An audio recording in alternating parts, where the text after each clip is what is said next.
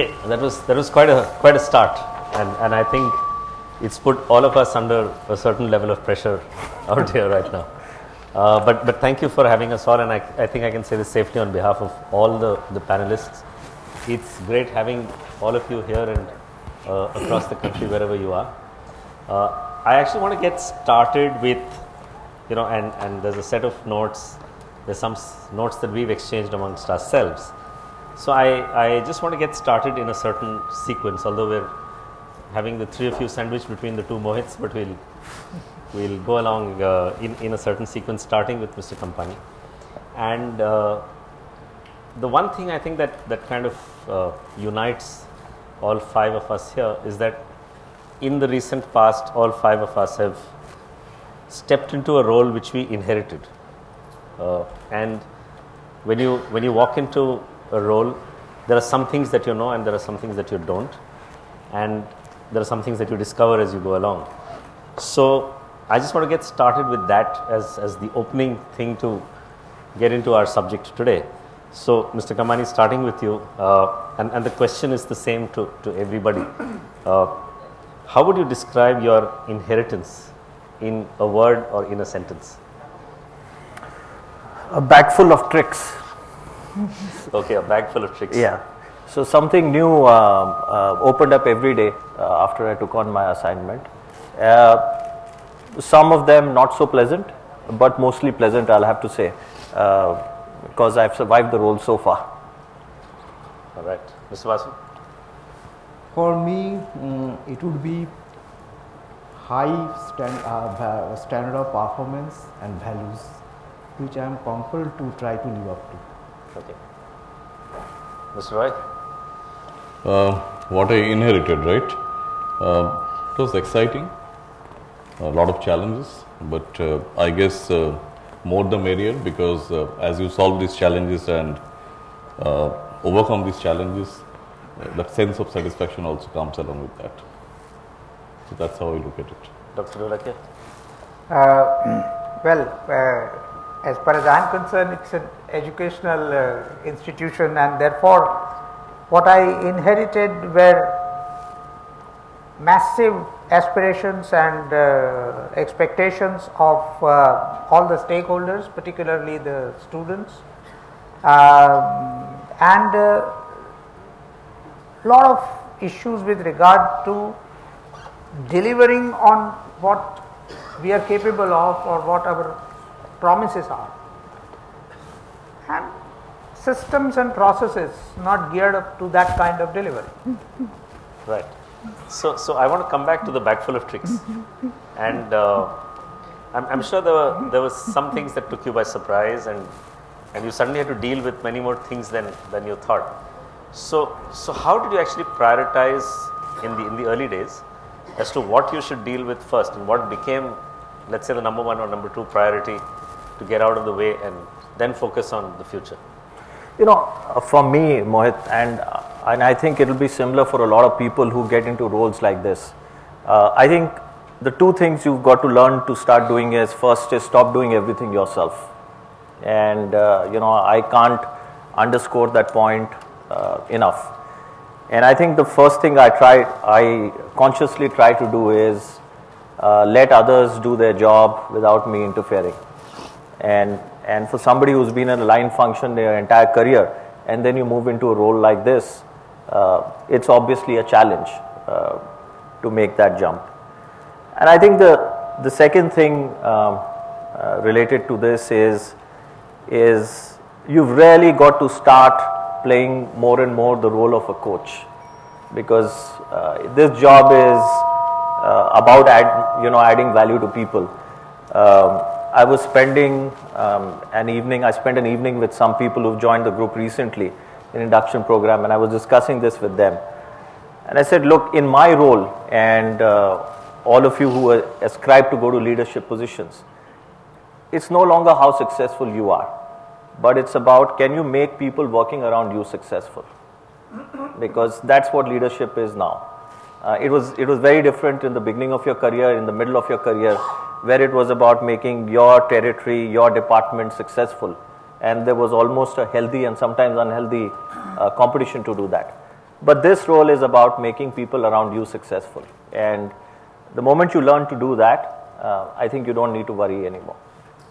Okay, so I think I'm taking away two things from what you just said. One is about becoming a coach, and a step before that is when you actually realize that you need to stop doing things yourself and guide, empower others to move in a certain direction. And I noticed, Dr. Dholakia, that your quote actually said this about giving direction, and you've seen leaders, you've helped create many leaders over the last few decades. So how do you think somebody can evolve and reach that point where he stops doing things himself and steps back, and although your hands are itching to get down and do it yourself, to say no, let me hold back and let me coach somebody else to do it? How do you think that happens? Now, I think every leader has to resist the temptation of doing things himself or herself. I mean, that is that's simply not done, because then the people working with you would never become fully accountable. See, if you do everything yourself, then the responsibility for the outcome also you have to take. A much better situation is where you delegate, but while you delegate, you don't mind holding hand. Capacity building is something, and since I come from an educational institution background, the capacity building, particularly of those who are in administration, is a very, very significant task, because this country is not given to producing good academic support staff, because our systems are not of that, and therefore there is a lot of requirement for capacity building on their part. Secondly, if you have a vision and you want the organizational performance to be directed in that direction, then you must ensure that everybody shares the vision. Now, everybody will share the vision. The chances are much better if everybody also sees a role in fulfilling that vision. That what is it that I would do? The organizational commitment improves if the vision is shared and the role of different players is very clearly defined in how that vision is to be achieved. And I think that is what the leaders have to essentially do. Mr. Basu? See, for me, it was a different kind of a thing altogether, because I was purely a CESC homegrown stock, and having spent around say 28 years in distribution, then I took over the current assignment. So it was very difficult to operate in a hands-off mode. And I still recall that day when Mr. Agarwal has warned me, Aniruddha, don't ever try to micromanage distribution. That is one thing you must keep in mind. But joke apart, when I took over, then that time CESC was at the top of its all operational parameters. And the situation was that the sustenance of all operational excellence itself was a challenge.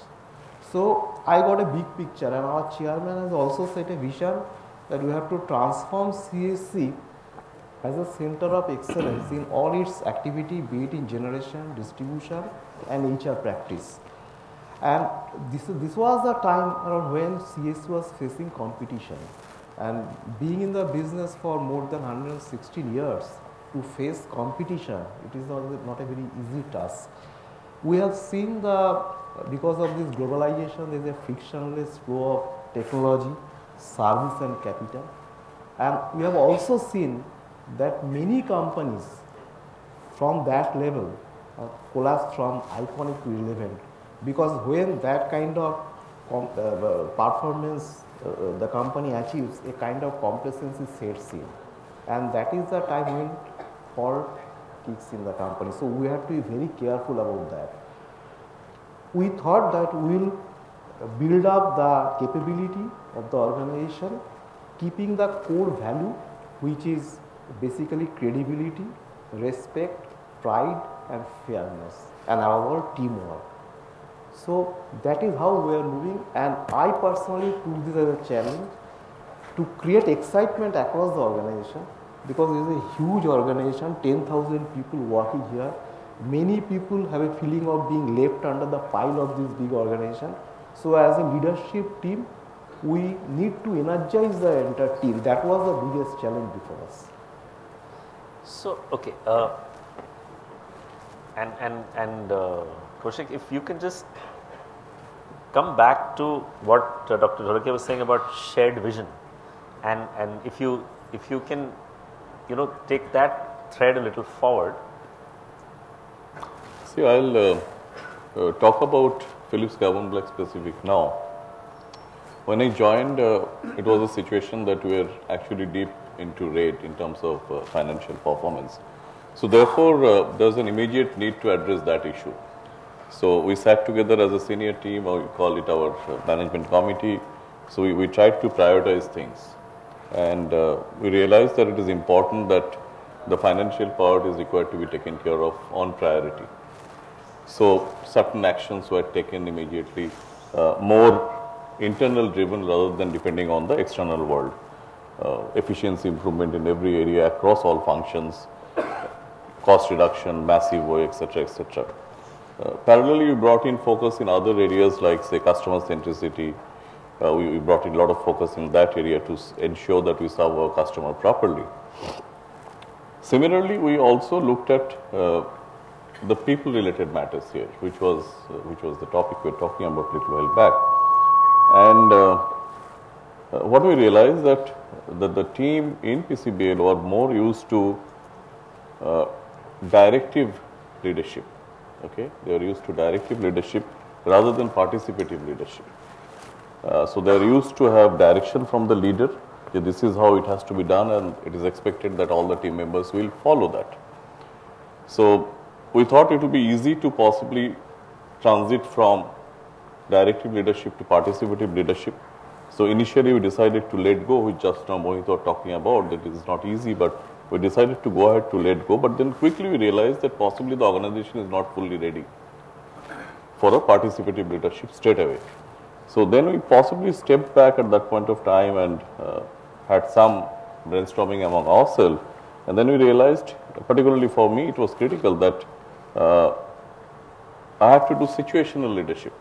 So in some cases, I played the role of directive leadership, where I'll give a direction straight away to the team that this is how it has to be done. I don't care about anything else. And also there were times I allowed participative leadership. So it is a mix of both, and that's how we started actually. And the other thing which Dr. Dholakia talked about just now about sharing the vision, we have focused a lot on that. Talking about it openly, communicating openly through different forums, communications. So lots of communications, not only in head office, but across the whole organization today is going on. So the connect between the top team and the rest of the organization is high, and therefore we all act together as one single team, Team PCBL. So that is the culture we are trying to bring in now. I'll say that to some extent we have moved in this direction, but long way to go still. Okay. So Mohit, if you look at communicating across an organization, and when I look at, let's say, Spencer's, it's unique because you're in many places, you've got teams that are not sitting in one place necessarily. So how easy or how difficult has it been to communicate and to get alignment across? Extremely difficult. One of the lessons which I've learned in the last 2 years is, and very specifically when you are doing big changes in an organization, and they can be of many natures, you can never communicate enough. And communication has a funny, content has a funny way of losing itself when it goes through various filters. And it's not because of bad intention. It's a tough thing to do. And obviously for an organization which is multi-geography, we are in 34 cities and spread across, it's a little bit more challenging. We do a couple of things which work for us. We regularly do town hall meetings. We electronically try and publish on a monthly basis what's happening in the organization. So those forums of course help. And let me talk a little bit about the town hall meetings. When they started about 4.5 years back, most of the questions which came to us were about, will this organization survive? Plain and simple. We don't see a future. Those were days when we were hemorrhaging cash, pretty much like the dot-coms are doing these days. Now, over the years, there's been a change so it's almost like Maslow's need hierarchy.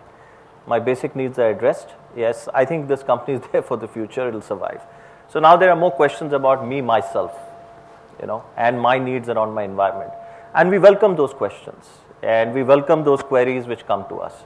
And some of them will be, sitting on the stage, we may even think of them as almost funny, things around transportation, office infrastructure, stuff like that. But that's what's important to the staff, and it's important to hear that. So to answer your question, one can never do enough, and I think we must constantly keep finding newer and newer ways to communicate. Some good old traditional ways are, so one of the things we tell the executive committee is when you travel to an outside location, spend time with the local team, in the evening, speak to them. We are a people business. We have 5,800 employees, but we can never do enough. Right. Okay, I'm going to shift gears slightly and taking off again from something you said a little while ago about customer centricity and the fact that a few years ago you were hemorrhaging, bleeding cash like let's say the dot-coms are doing today. Now, one of the other things that dot-coms and the internet and digital has done is that it's changed the game for, I think, every business that we are in today. And I want to start with you. So how have you seen the customer change? How have you seen your category change in the last few years? See, so far the customer's profile are concerned, more or less it is same, though with time their preference, their lifestyle are changing, but since we are the sole license supply provider to the city of Calcutta and Howrah, so that way our customer base is not changing. And on an average, we are adding around say 1 lakh customers to our command area. Currently, we have got 29 lakhs of customers. But when you talk about customer centricity, a lot of things are being initiated from CESC because earlier when I joined, then we used to think that CESC is a monopoly. It will continue to be a monopoly, and we used to operate from a higher pedestal. And I grew in a situation where I am used to consumers calling us as SARS. That was a kind of a mindset. And then with competition coming in, gradually we are moving towards service industry. Right. Initially, I can recall that in CESC, it was basically engineer-based organization. The engineers used to take pride in their domain knowledge, and this shifting is not so easy, and there calls for huge mindset. So customer, everything, whatever we are doing, centrally around customer. Here the communication has a major role to play. We are communicating to our customers in a different format. Digital technology has taken a huge role here. When we talk about customer service, say firstly, since you have started with digital technology, so let me first brief some of our initiatives, because this is so close to our heart. If I went on narrating all those things, so I will take hours. So let us limit our discussion to some specific measures. Say new connection. We are giving new connection, and for that new connection a customer can apply through the digital platform, and at the click of a button he can or he or she can fill up his form and other compliances. See, similarly, chat, social media network, it is also gaining momentum, and all our senior leadership team, including me, participate in the chat session with the customers. They can log any complaints in the social media, Twitter. Our website also have been thoroughly overhauled to provide best-in-class service to our customers, and for that we have selected 17 best-in-class websites across the industry. So it is a very challenging and very exciting engagement in terms of customer service, and hard value wise to create that kind of infrastructure. There will be no interruption, and Calcutta, all of us know that there is no load shedding in the city, and even if there is a 30 minutes power cut, we are placing small generators into service. That is the kind of service we are committed to provide to our customers, so that true emotional connect happens between customer and the organization. And this is very different from what it was, let's say, 5 years, 10 years ago. And think of the proactiveness from the CESC's point of view, because the true competition has not yet been taken place. So these are all proactive initiatives, and we are doing it on a purpose to create excitement across the organization, the vibration, so that we ourselves are setting some benchmark. Sure. Got it. Dr. Dholakia, if I look at the business of education, and it is a business because I have to fill capacity, I have to get faculty, I have to get the students placed. So there are many aspects that will define success, but it's also a unique business because you have a customer who is the student, but you have his or her parent who is a very critical decision maker. And in the last few years, we've seen how youngsters have come into their own and are taking a lot of decisions independently.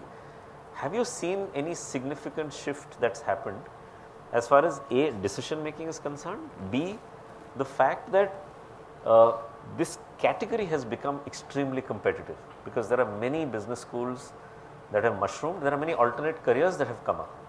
So how does IMI deal with it?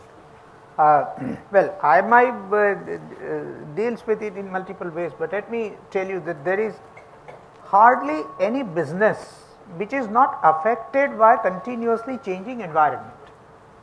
Every business Sure. is affected, and at some point of time it would happen to education the moment you decide that you will allow private investment in the education field.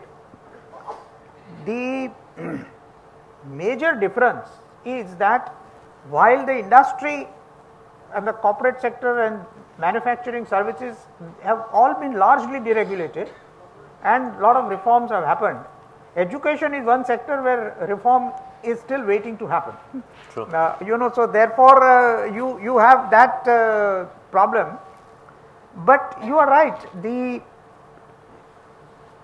going by the demographics and the large numbers, the country has, especially as far as business schools are concerned, gone for expansion which is probably not warranted by the actual forces of demand. And so if you have the AICT licensing out 4,000 institutions to provide postgraduate education in business management, so you have huge capacity. Yeah. And that is the reason why the quality has started commanding premium. Now, as they say, in any market there is always enough demand in the premium segment. Yes. And so the challenge is to upgrade the quality of business education to call yourself truly a premier institution. And that is why not merely branding, but communication about the kind of brand that you are has become very important, very crucial. Yeah. And I personally believe that if you are honest about communicating your strengths and you are serious about identifying your weakness, then it is possible for you to continuously strive and upgrade yourself. And I think the leader of an educational institution has to precisely do that. Not allow complacency to set in the internal system, faculty and staff, and at the same time continuously address the genuine needs of the students and communicate with the larger fraternity. Though I believe that in the changing times, the decision to pursue which discipline and within that discipline which institution these days is taken more by the youngsters and not so much by their parents. Yeah. I mean, and it's a good change. Yeah. It's a good change because we need students who really want business education, and they are there not because their parents asked them to be there, but they are there because they are passionate about being managers.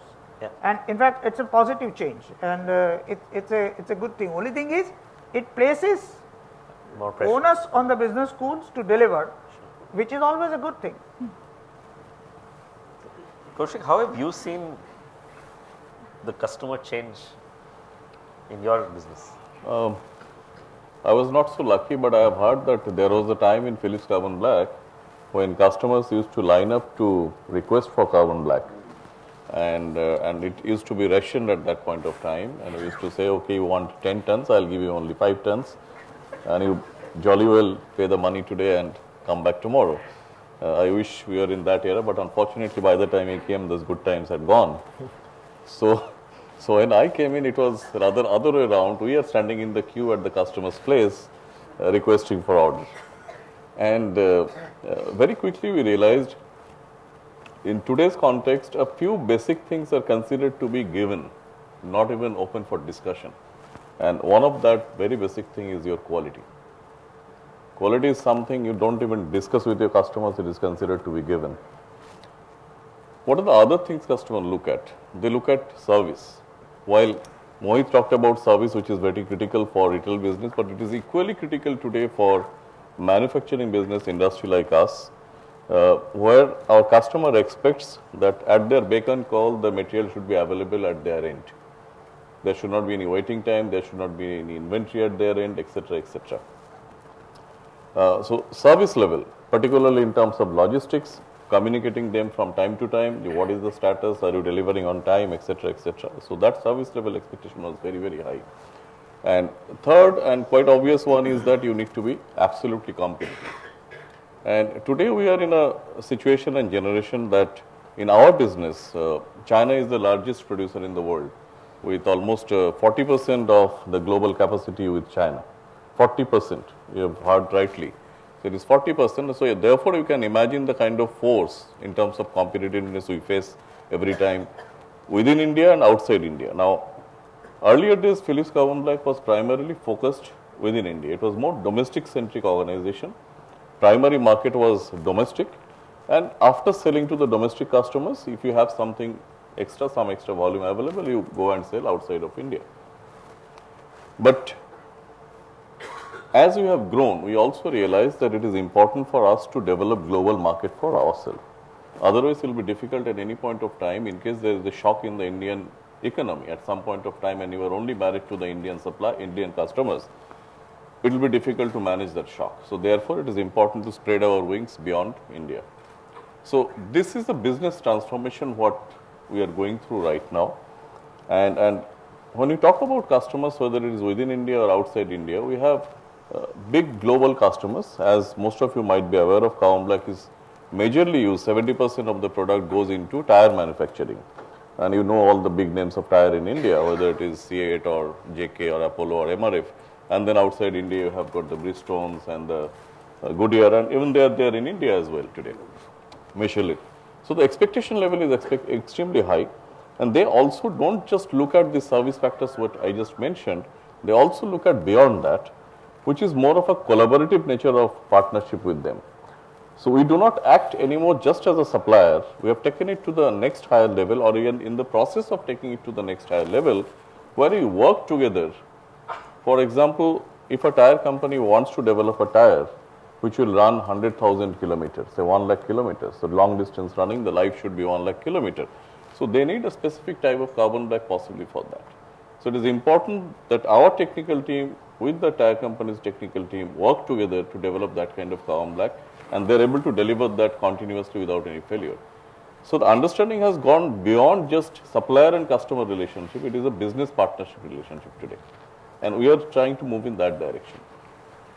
So that's what we mean by customer centricity, and as an organization today, this understanding is almost clear across the whole organization.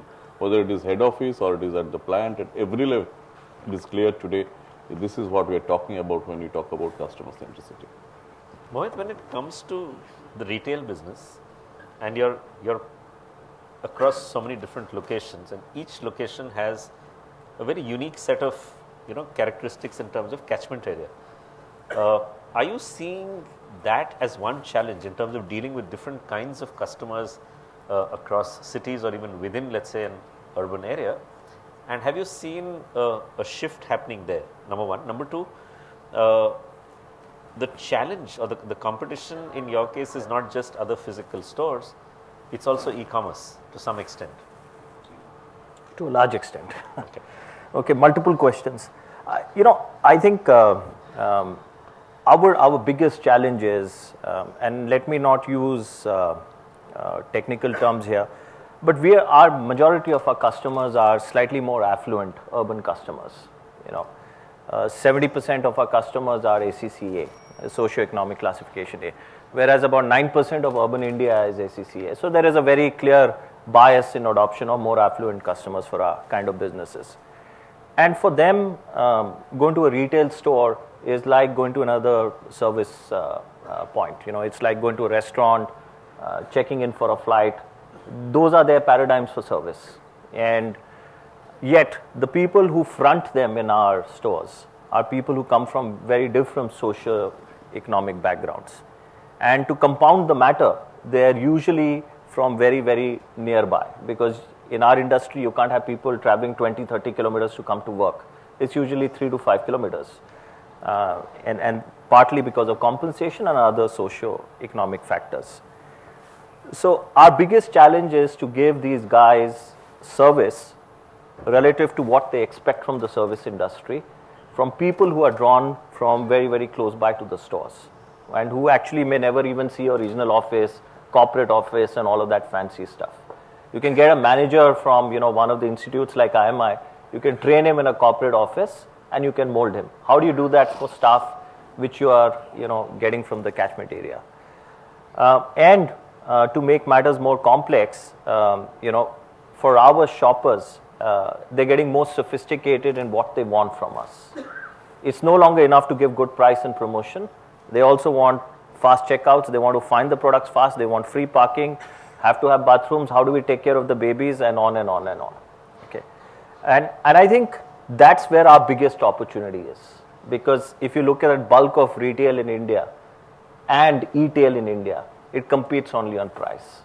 And even on e-tail, our thinking on retail is that e-tail is about convenience and limitless aisles.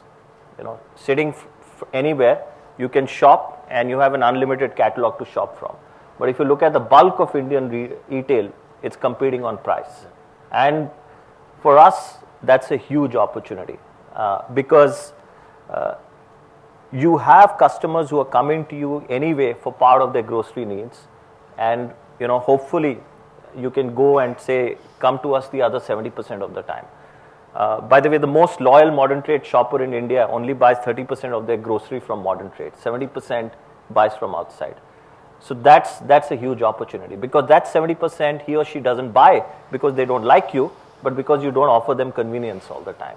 It's complex to sit in a car and go to a mall and paying parking fees and stuff like that. So my two reactions to you, Mohit, is that yes, the shopper is getting more sophisticated when they visit our stores, and we are learning new tricks to stay ahead of the curve there. We're doing a lot of things within the organization to be able to exceed their expectations. And on e-tail, I think it's a huge opportunity, especially for grocery. I'm sure 95% of this room shops regularly on e-commerce sites, or has ever shopped on an e-commerce site. It would have been close to 10% 2 years back. And I'm sure 90% of this room 2 years later would be shopping grocery on e-commerce. I think that's how the world will change. And I was in campus recruitments 3 years back, and that's typically the first question you get asked. Big basket, local bania, what about Spencer's retail? And I asked the room that how many, give me a number here. What percentage of your grocery in urban India will come from e-commerce 2 years, 3 years from today? So the bravest soul in the room said 15%. So my answer is, would you rather do 85 or 15, or would you do both? And we want to do both. And we see an opportunity in both. So, okay. So do you see a different kind of a challenge happening when the e-commerce business grows for Spencer? Yeah. Where it's still price dominated game right now, or do you see a shift happening there as well? So typically, the e-commerce shopper has some characteristics. The first one is they are time starved. They tend to be typically more affluent. Okay, so actually they are the most profitable customers who are not coming to your store. And if you look at it from that paradigm and say, now what can I do to make sure they shop from me? Price will not figure in top 3. Okay. Yeah, other things will figure in top 3. Okay, it could be free shipping, it could be shipping when they want it at their time of the day, it could be responding to an emergency. Yes, why not SOS in grocery? So all other things will come in. So one is how you look at it, itself, and how you approach it. Okay. Do you see a competitor coming into what is your home, your castle and everything, who could come in and then challenge the entire paradigm on which the business is built? Yes, in fact, competition has already come. In a sense, all our high tension consumers with a load of say 1 megawatt an hour, they can select their own supply provider. So, and think of our situation being a typical utility whose tariff is fixed by the regulator, and we have got 29 lakhs of customers, but out of 29 lakhs, 85% of our customers account for only 43% of our revenue. So, in that situation, if this kind of cherry picking takes place, then what would happen to us? That is number one. And also, Electricity Act is being amended. It is proposed to be amended and the bill is being presented. So, and that calls for a competition at the retail level.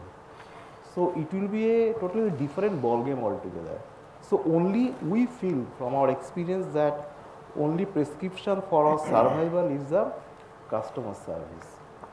And we have to create aspiration, not only the service part, we have to create the aspiration, we have to deliver them the best service experience, and then only we can survive. And from the other side also we can anticipate competition. Say we are a basically coal based utility, all of our power plants are coal based. So we may face challenge from the renewable segment also. So that is why, as a proactive measure, the entire organization is moving towards customer centricity to be prepared to take on any future challenge. Dr. Dholakia, where do you see the challenge coming in the next 5 years for education? and just as, sorry, I'll just finish. Just as Mohit was mentioning e-commerce, e-learning in India is yet to kind of reach any scale as it has in some countries abroad. Do you see that happening? Do you see that shifting the game? E-learning, so long as the purpose is knowledge, education, training, has a lot of future. But in terms of professional courses, e-learning and e-learning platforms in India can take off only when the recruiters begin to assign value to e-learning. Now, what has happened is that qualifications which are acquired through this platform are not viewed by the recruiters in the same manner in which the qualifications which are acquired in terms of an in-class experience based teaching. Now, so this has to change. Now, for that to change, the students who are availing the e-learning opportunities have to mentally believe that they are in a classroom, which is not what is happening. That's right. You know, at IIM Ahmedabad, I tied up with NIIT, to kind of create that particular platform. Yes. I had to make so many changes in terms of their existing model, and even after all that, when we tested out on a random basis, we realized that it's not producing the same quality that we would have wanted. Because the rigor was not there in the Yes, student. and so that is so the old fashioned methods still have value to deliver. Yeah. The best part is that the recruiters recognize that. But having said that, the biggest challenge is not the e-learning platforms that can come. Actually, as they say, when a new threat of competition emerges in many businesses, rather than competing, make them partners. And you know, and that is how you can actually move forward. So these platforms can be used in executive education in a very significant way, where you come up with combinations of in-classroom experience with supplementary stuff delivered and so on and so forth. But as far as the mainstream education is concerned, I do not see at this point of time, unless the technology delivers another blow. And you know, the whole thing changes, which I don't see coming at this particular point of time. So the real challenge for this comes from the environment. I mean, basically, which direction the regulation will go, we don't know. Now, all of a sudden, having licensed out the private sector to deliver good quality education, if the attempt to regulate them and the regulation is tightened, and so various types of freedom are taken away, particularly the freedom of pricing, then that is a huge threat. And the recent things that AICT had done in 2010 and subsequently are in that nature. The other important thing is that at this point there is no clarity about the role of the foreign institutions in this country. The foreign university bill is not really seeing the light of the day. But if the foreign universities are allowed to enter this country on their terms and conditions, and like it used to happen in the corporate sector 30 years ago, where there was no level playing field, then that is another threat which exists. Now, so this minimum thing which the corporate sector was saying at that time, if you recall the debates 20 years back, create a level playing field. Just to encourage foreign investment, you give a red carpet and you treat the domestic players differently. That should not happen. Sure. Now, foreign universities have values which the premier institutions in this country would share. And if the same level playing field that you are going to give out to the foreign universities is created for the private institutions in this country, then I think it's a very healthy competition, and it's a challenge that we should take head on. We would need leaders to do that, but that would be a very interesting scenario. So the other thing that I'm picking up from everybody is that there is change happening at many levels and on many fronts. The nature of the business is changing, the nature of competition is changing, the environment is changing, policies are changing or will change, the customer is changing. So the leader is really a change manager all the time. I mean, you are on a continuous treadmill managing change at various levels and in various fronts. One of the other areas which you briefly touched upon is the talent pool, and you mentioned about having employees at Spencer's who come from a smaller catchment area because of various reasons. The quality of people that we recruit today in each of our businesses, and the businesses are very different, would have also undergone a transformation. And when you look at, let's say, people in Spencer's, and you look at, let's say, people in CESC, and you look at people in Philips Cavendish, they're of very different kinds. And you will have very different kinds within the same organization as well. But it's also true that as we recruit more and more youngsters, you're unlikely to find somebody who's going to stay with you for 20 years or 30 years and go from appointment letter to retirement letter in the same organization. So Kaushik, how do you see that, and how would you deal with that? I think this is I would like to talk about a little bit larger issue here. This organization change which you talked about, the business evolution as you say, it is also linked to economic evolution of a country or a region in which that organization is operating out of.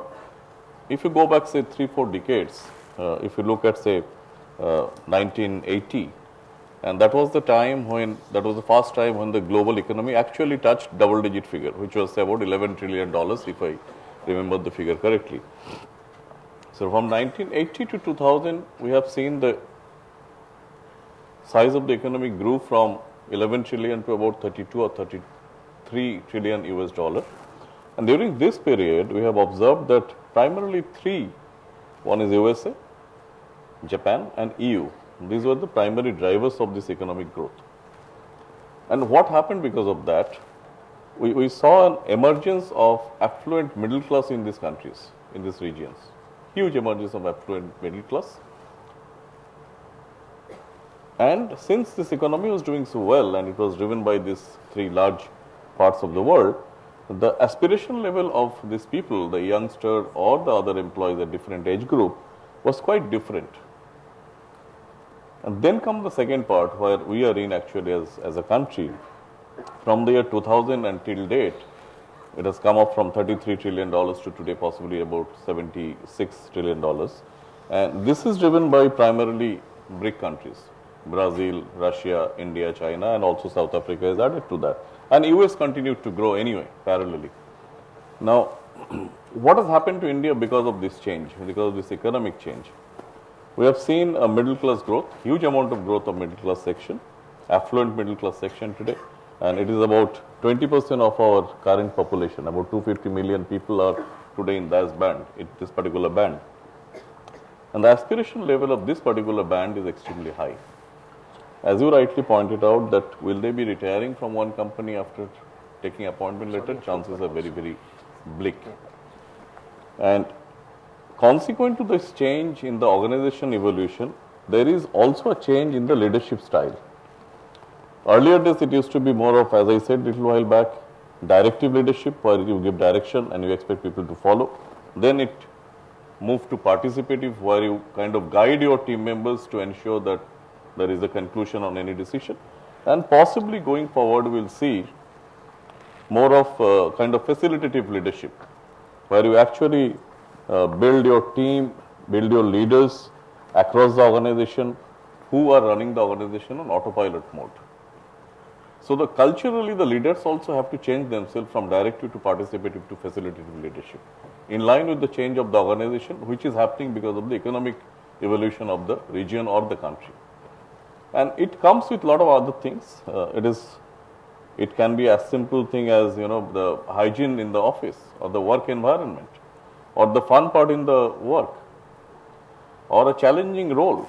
Today, professionals also want challenging role, not only a good compensation, they also want challenging role.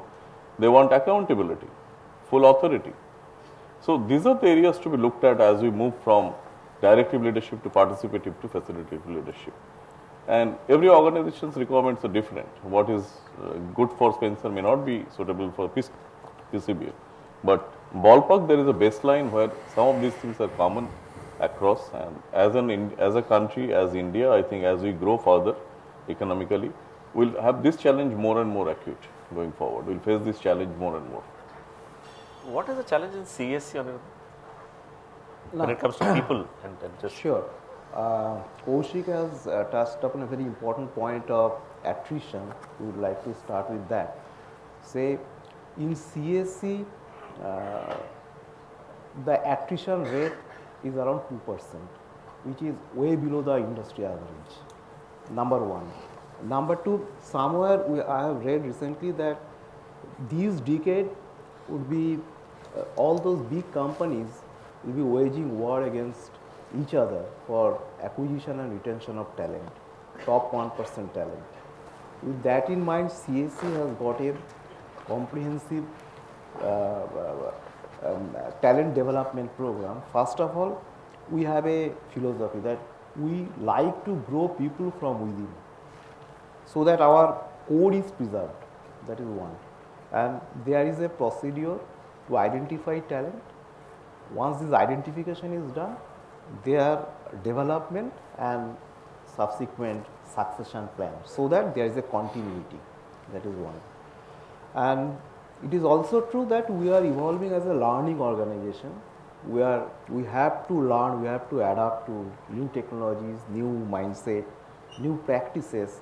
So the learning part is also giving a lot of emphasis. Say, as for example, one is a technical skill.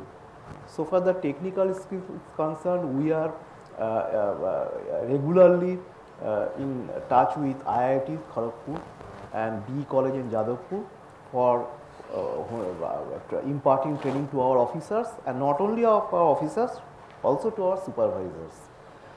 And managerial skill development we are also doing in consultation with IIM Calcutta. So it is a regular process for us. And in-house, the hands-on training, it is a regular practice, and our training focus is not only limited to our officers.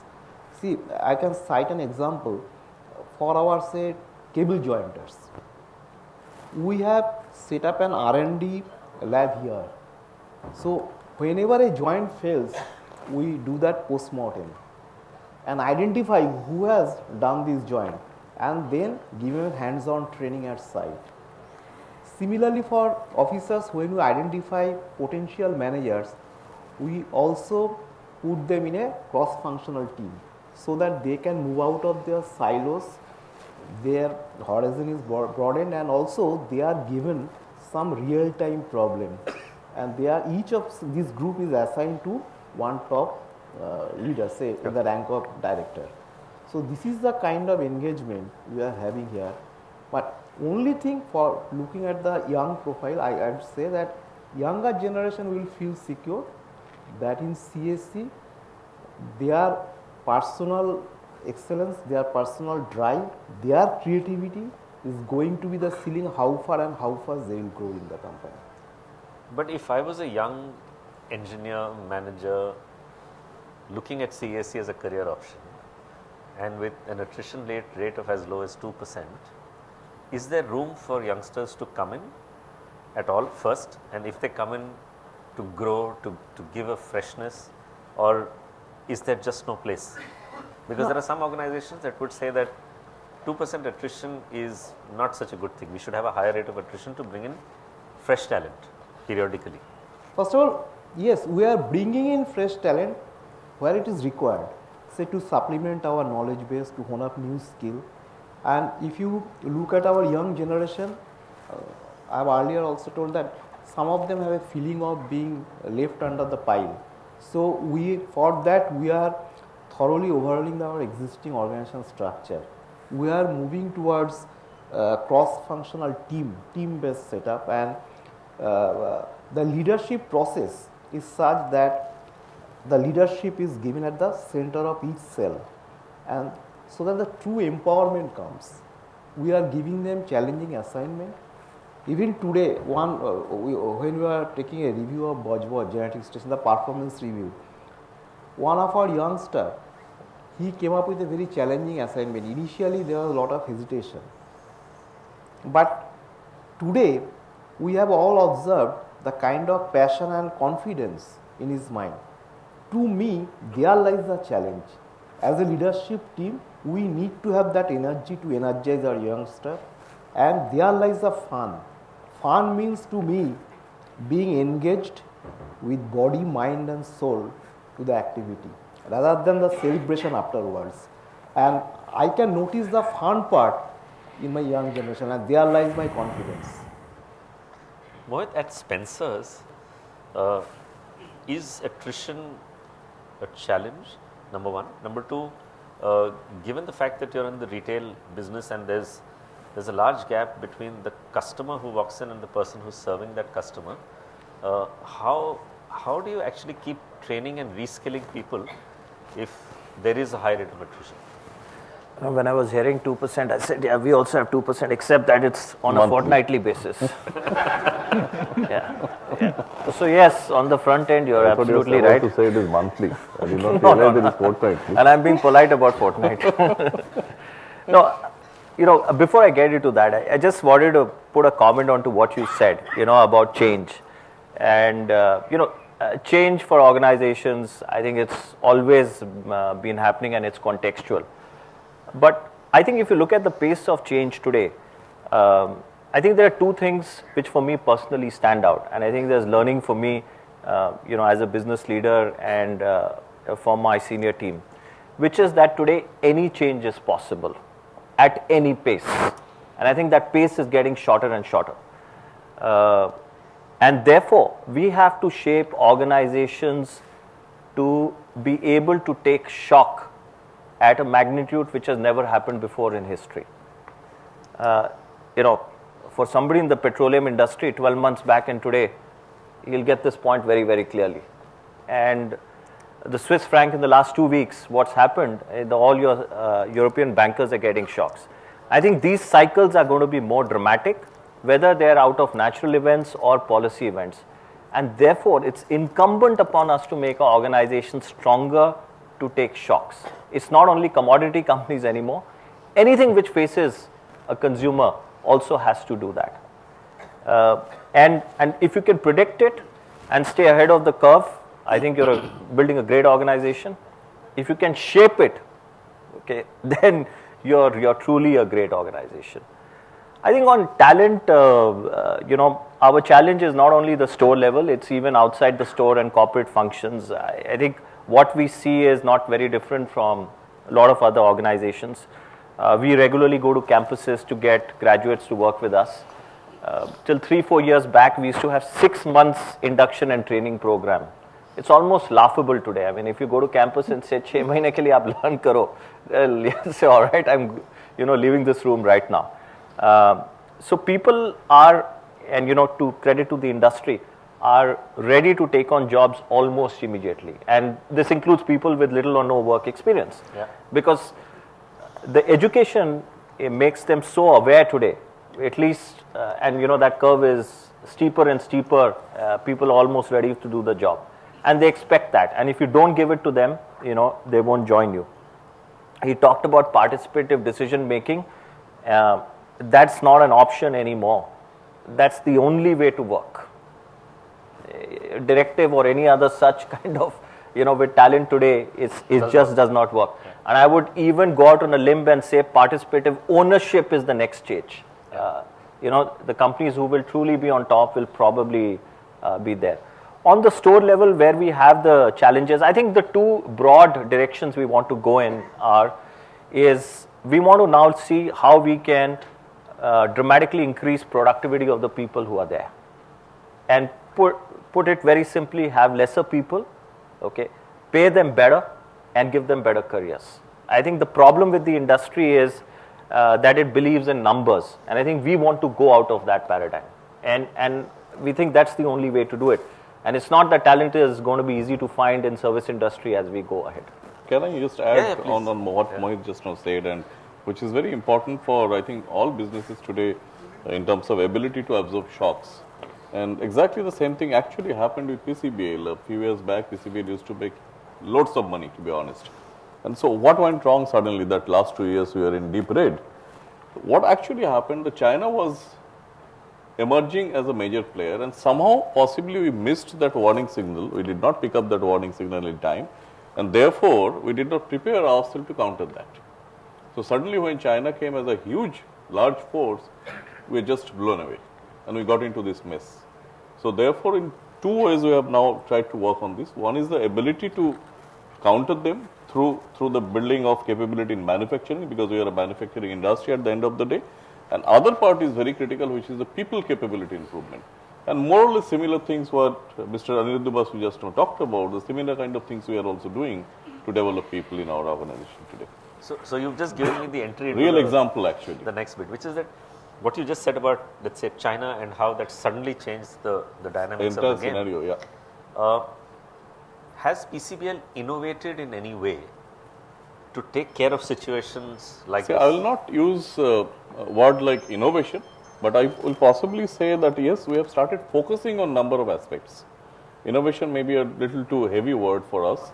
We are may not be that innovative people, but we have started focusing on number of aspects which will be able to help us, to counter that kind of situation like China, or say today the oil price has fallen so sharply. So that we are doing, yes. We have got focus areas, clear-cut focus areas where we have to work on. Customer centricity we talked about, people development we talked about product development and partnership, which is a business transformation. From transactional business with customer, we are moving towards the partnership mode. So this kind of things are the focus areas for us today. From national, we want to become the international player.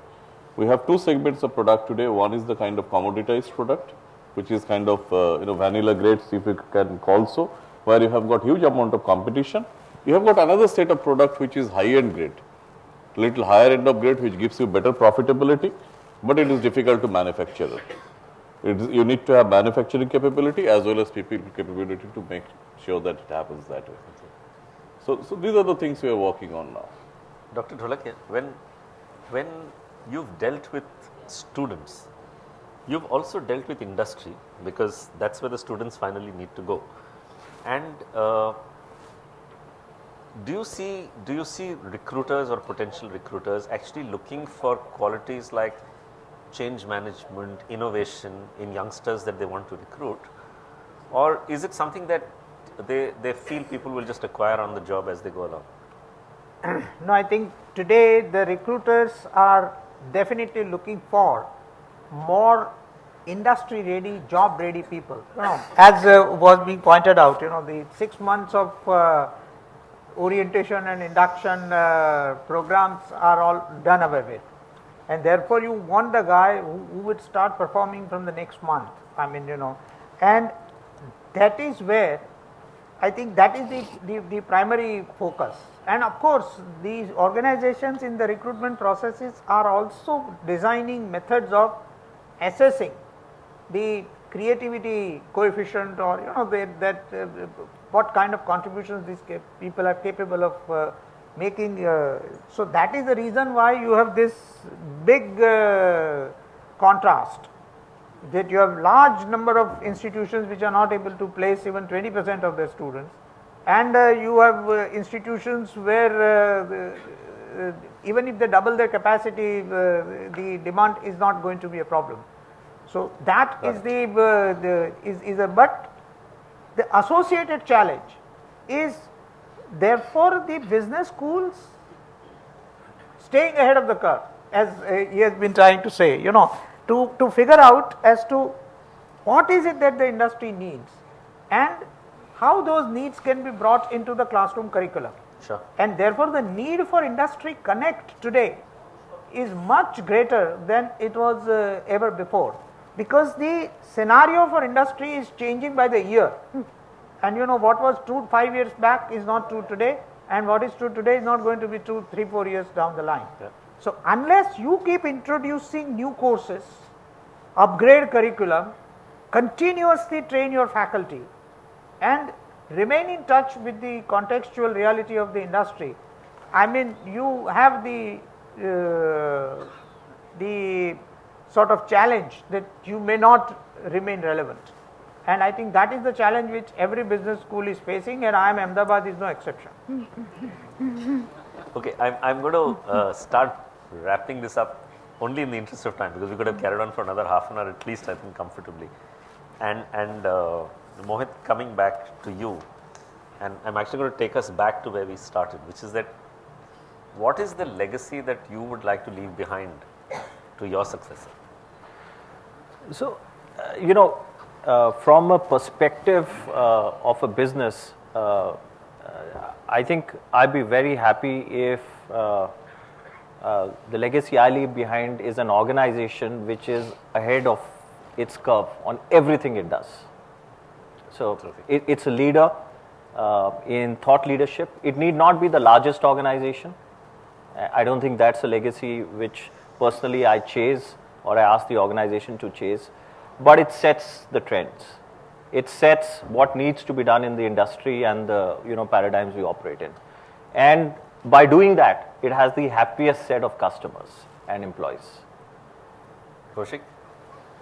Interesting question. Possibly, I would love to leave the organization behind as excellence in every area, whatever you do, and do things different, whether it is innovation you call it or something, but excellence in every area.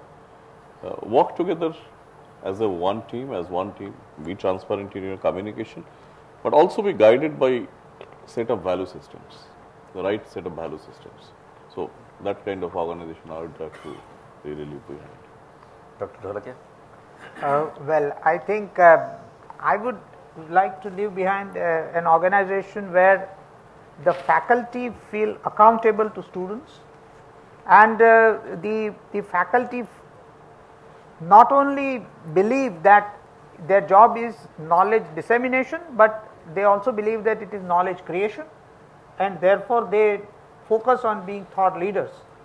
And I would like to leave behind a top management team within the organization that would continuously assess the environment so that the required changes in the curriculum and the organizational systems and processes could be made, so that the organization is in a position to face the challenge of changing environment far more easily than what was the situation when I took over. Correct.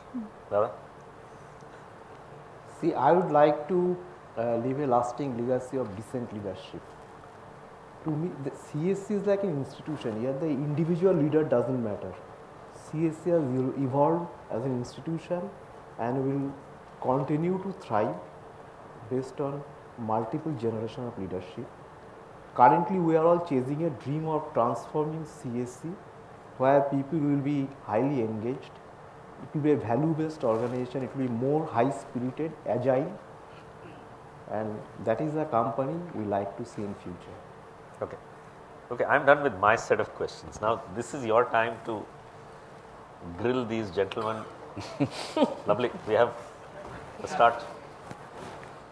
If you could introduce yourself and say who the question is for. Yeah, my question is directed to Mohit. I am Debashish Roy, Vice President IT of CESC. Mohit, we are all aware that digital technology is going to play a major role and is going to be a key differentiator in the years ahead, particularly in competitive sectors such as yours. So my question is, do you have a digital strategy and roadmap in place? If yes, if you could elaborate. Well, unfortunately, strategy can't be spelled out on this stage, okay? Because at this point of time, we don't want to reveal it outside. But having said that, I'll give you the broad pillars of the strategy. I think the principal thing we are looking at is how can we make customers who are already coming into our stores buy more frequently from us. That's the problem we are solving for, or that's the opportunity that we are solving for. We know that our shoppers are very loyal. For the information of people here, 81% of our shoppers have been shopping from our stores for more than 1 year. That's a wonderful thing to have. You know, not many businesses have such loyal shoppers. Unfortunately, they don't come to us enough. So our strategy tries to address that. That when they don't come to us, and they don't come to us for 70% of their grocery needs, by the way, how can we go to them? And how can we make it more convenient? And the way we will do it is, basis our physical network strength, we will do city-based rollouts. If I were to look at the crystal ball, next quarter we should have our first rollout. That's about how far away we are. Okay, I have 4 anonymous questions on little chips of paper. And actually one of them was even before yours, but doesn't matter. So I guess these people don't want to, or they're shy to identify themselves, but I'll read out the question, and if the person still wants to identify himself or herself, I promise you right now I'll give you a little gift. So there's a question addressed to anyone, but I'll take the liberty of redirecting this to Kaushik. Who are your most important stakeholders? Investors, customers, or employees? And if does the person want to identify himself or herself, there is a prize going. No? Going, gone. It's from the webcast. It's from the webcast, right? Okay, so there's a virtual prize that will come your way at some point in time. Kaushik, sorry. To my mind, all 3 are important and extremely critical for business and growth of business and to excel. But if I have to prioritize, possibly I'll put the employees first. Okay. A second question, and I'm trying to figure out who to direct this to. Okay, Dr. Dholakia, all yours. What leadership qualities are required for implementing culture change within an organization? It's a very broad question, but The first quality that is required is to be aware about the significance of the cross-cultural aspects of an organization. And the other thing is a mindset that treats cultural dimensions and characteristics on par. That means, non-discriminatory attitude that is there. And then allow the organization to adapt itself to this. Therefore, facilitate whoever wants to champion this in their own way. And this is not something which can be done in terms of documented set of practices. One can always adopt the best practices for organizations which excel in cross-cultural linkages.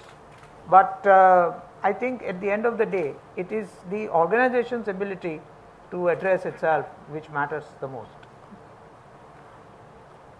This one is straight for you. Is CESC participating in the Swachh Bharat movement through municipal solid waste projects? It is a relevant question, I would say. In fact, last week or week before last, I've forgotten the date, that West Bengal government has organized that Global Bengal's Business Summit. And there, one German, that team, they had come, who are that expertise to work on that area, and they have engaged with Howrah Municipality Corporation to set up that project, which is worth of say around 3,500 crores, and they have come up with a proposal that whether CESC could buy the electricity from them. So it is a very nascent stage, so we will work on it. Okay, there's another question, and I don't know who to direct this to, so whoever volunteers. What steps are being taken by each of our sectors to contribute to Innovative India? Now, Innovative? Innovative India. So it's back to innovation, but Can I take this? Say, many a time when you talk about innovation, it is entrusted with a myth that innovation means it should be essentially product innovation. But when innovation becomes a way of our business, then the true impact of innovation comes. The way we perceive that lemon squeezing and innovating, these two things should do parallel.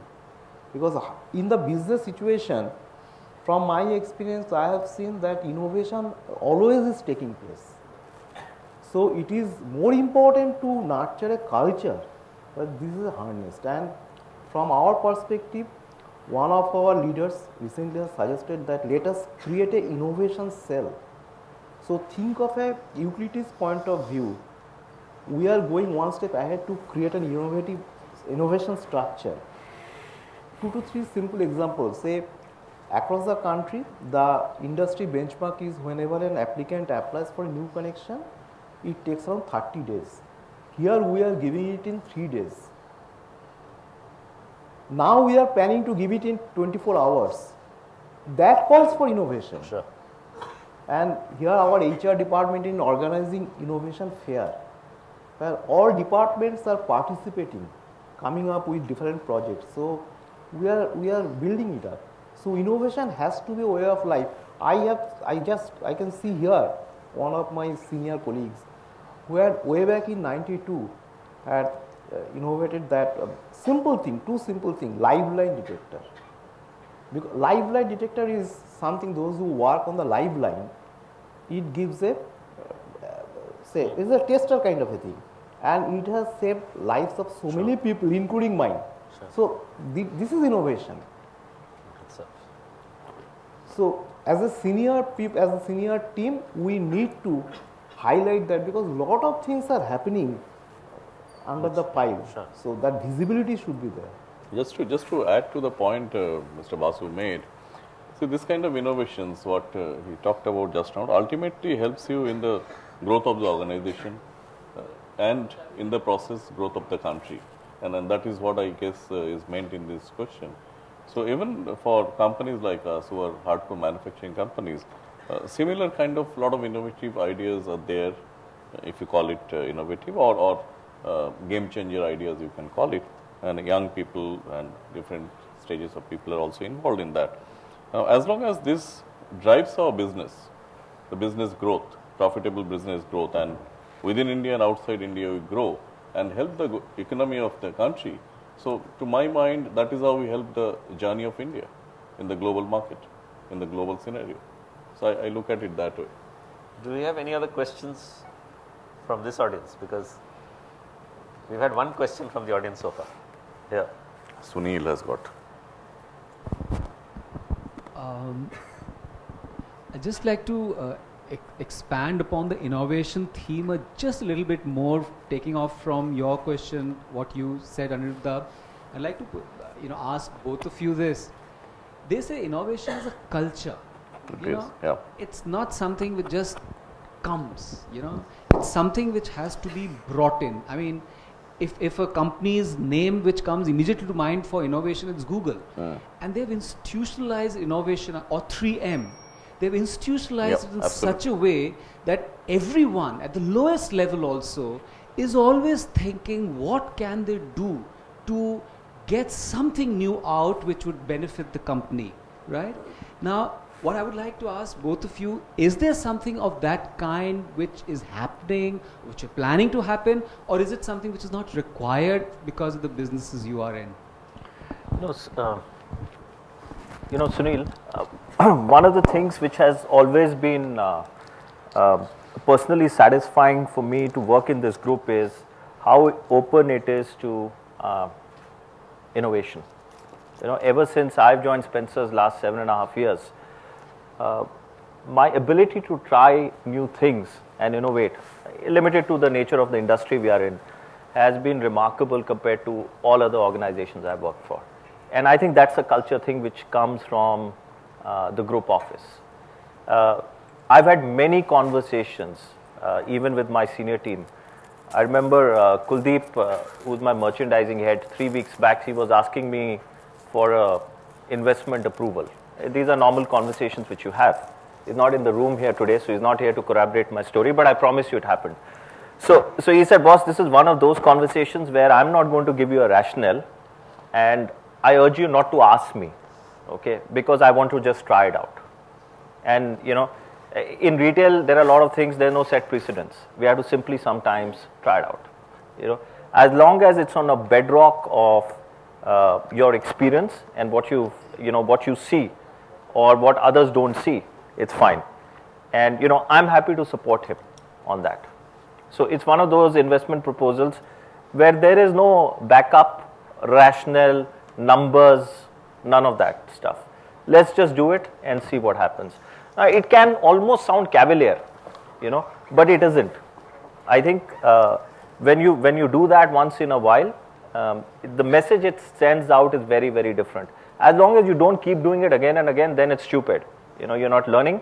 And the way I look at it personally is, the worst downside is that you will go out of it maybe a couple of lakhs poorer, but richer by the experience.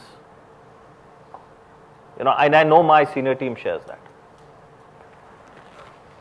Sunil, I think the point you made is extremely correct, and I'm in absolute agreement with you, though whether it is a culture or it is innovation portal you create and innovation happens automatically.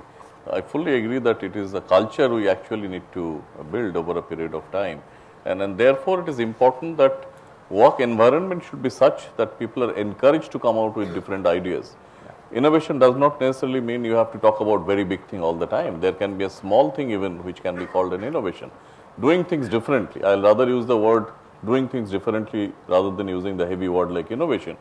And I think we as leaders, it is our responsibility to ensure that we create that culture, allow that elbow room to our team members that yes, please go ahead and do it, and if you fail, it doesn't matter, I'm standing by it.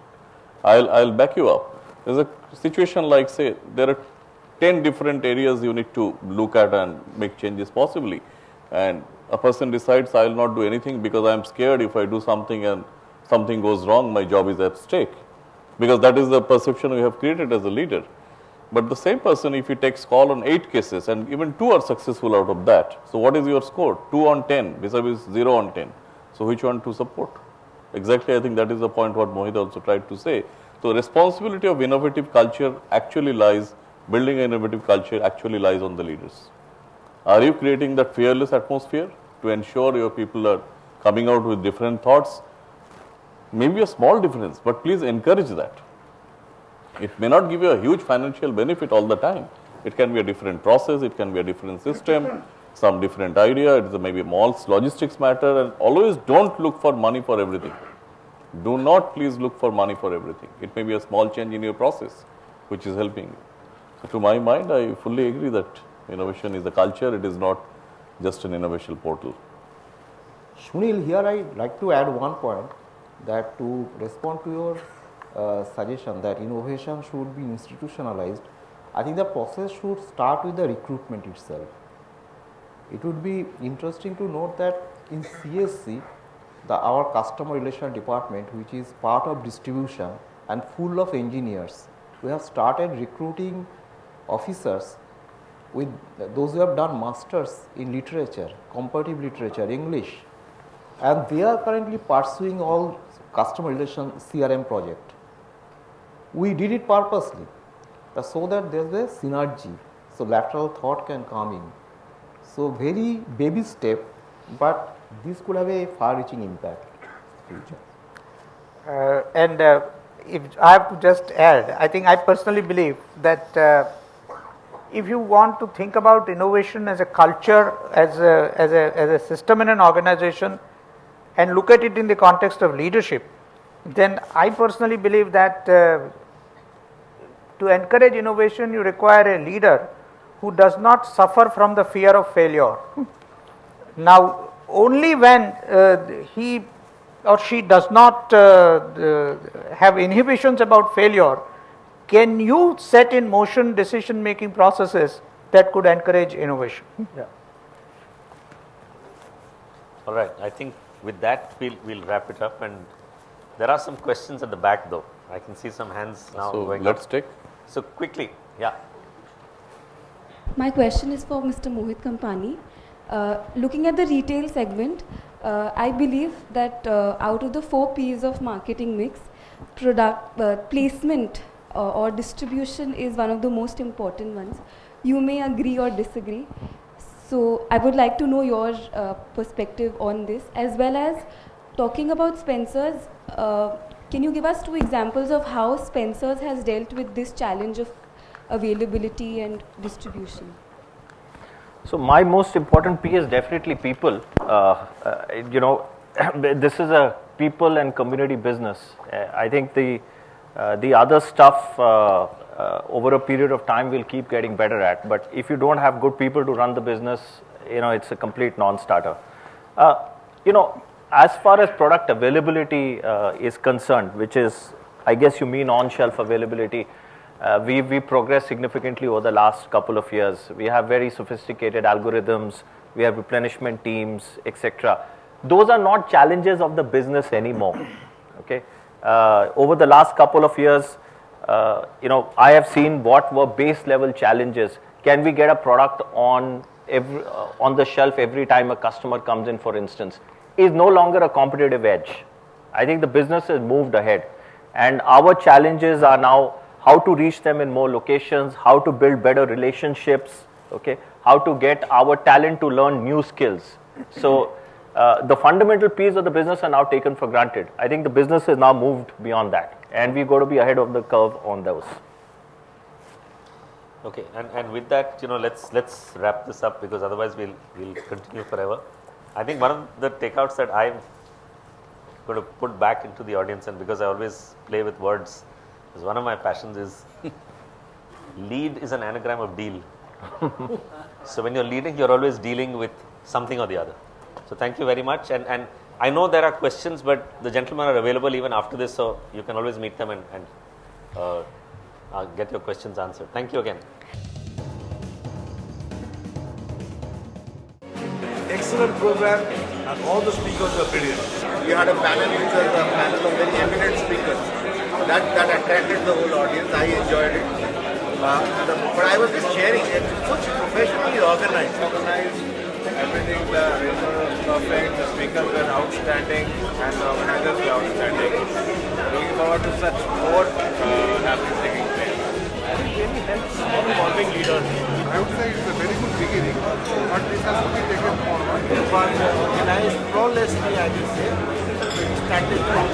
application and organizing the program, inviting guests, inviting panelists, and everything went wonderful. Thank you. I think it is excellent initiative and a good platform to disseminate the information.